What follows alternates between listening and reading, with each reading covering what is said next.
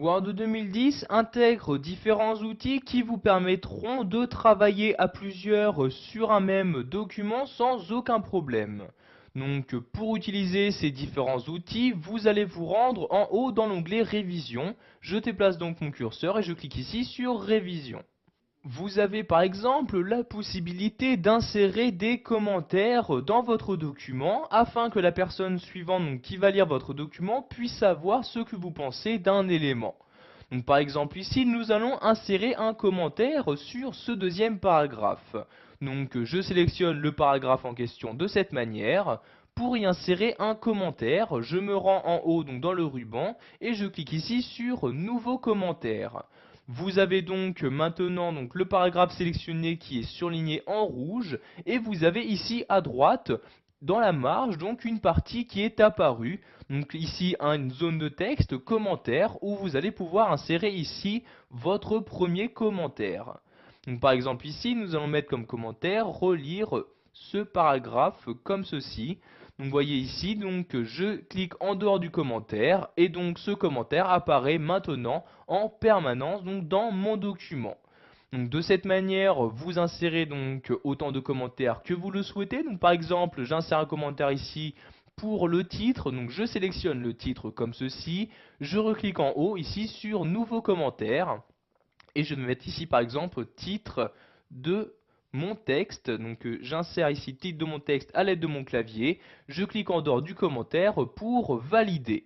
Donc vous pouvez naviguer très simplement entre vos différents commentaires en utilisant donc dans le ruban ces deux boutons. Donc vous voyez celui-ci pour accéder au commentaire suivant et celui-là donc pour accéder au commentaire précédent. Donc si je clique ici sur le bouton commentaire suivant, donc vous pouvez voir que maintenant le commentaire numéro 2 est sélectionné. Si je clique maintenant sur commentaire précédent, donc sur ce bouton là, je clique une fois dessus, il s'agit bien du commentaire numéro 1 qui est sélectionné.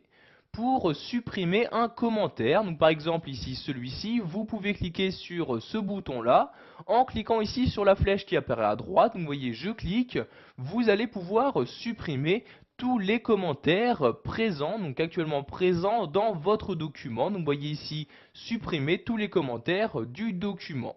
Donc ici je vais les supprimer tous, je clique donc sur la ligne comme ceci et comme vous pouvez le voir automatiquement tous les commentaires de mon document ont disparu. Maintenant nous allons nous intéresser au suivi des modifications. En effet, en activant cette fonctionnalité, vous allez pouvoir marquer chacune des... Putain. En effet, en activant cette fonctionnalité, vous allez pouvoir marquer chacune des modifications que vous avez apportées maintenant à votre document. Donc pour activer ce suivi des modifications, je clique ici sur ce bouton-là.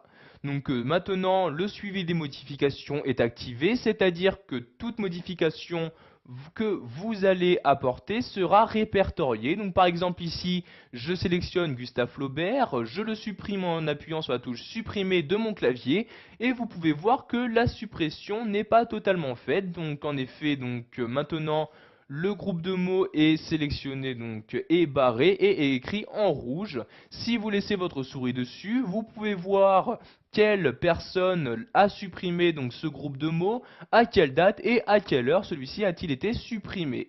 Donc de même si vous insérez des caractères, donc par exemple ici je me place ici, si j'écris bonjour comme ceci, vous pouvez voir que ce groupe de mots apparaît maintenant donc toujours en rouge et est souligné, c'est-à-dire que donc cet élément a été inséré donc alors que le suivi des modifications était activé.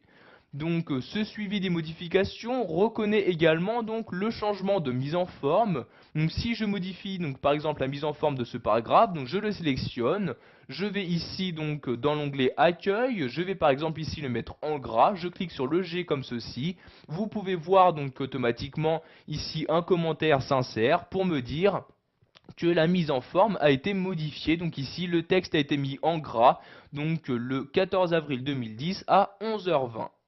Donc pour afficher toutes les modifications apportées depuis l'activation de ce suivi, vous retournez en haut dans l'onglet Révision et vous cliquez ici sur Volet Vérification. Vous avez donc ici un volet à gauche qui apparaît pour vous afficher toutes les modifications qui ont été apportées au texte. Donc vous avez ici le nombre d'insertions, le nombre de suppressions, de modifications de mise en forme, de déplacements et de commentaires insérés. Et vous avez donc en bas une liste donc en détail des différents éléments modifiés, donc que ceux-ci ont été supprimés, insérés, etc.